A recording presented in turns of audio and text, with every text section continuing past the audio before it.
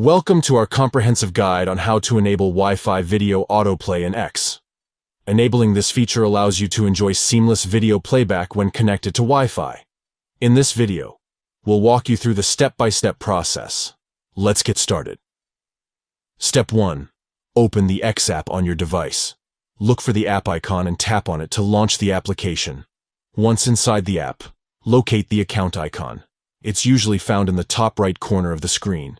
Tap on it to access your account settings. Step 2. In the Account Settings menu, look for the option labeled Settings and Support. Tap on it and then tap on Settings and Privacy to proceed. Step 3. Now, within the Settings menu, scroll down until you find the section titled Accessibility, Language, and Display. Tap on it to access the specific settings related to accessibility and display options. Step 4. Among the accessibility settings, locate and tap on Data Usage. This option allows you to manage how X utilizes data on your device. Step 5. Within the Data Usage settings, you'll find the option for Video Autoplay. Tap on it and then select Wi-Fi only to enable video autoplay exclusively when connected to Wi-Fi. Congratulations! You have successfully enabled Wi-Fi video autoplay in X.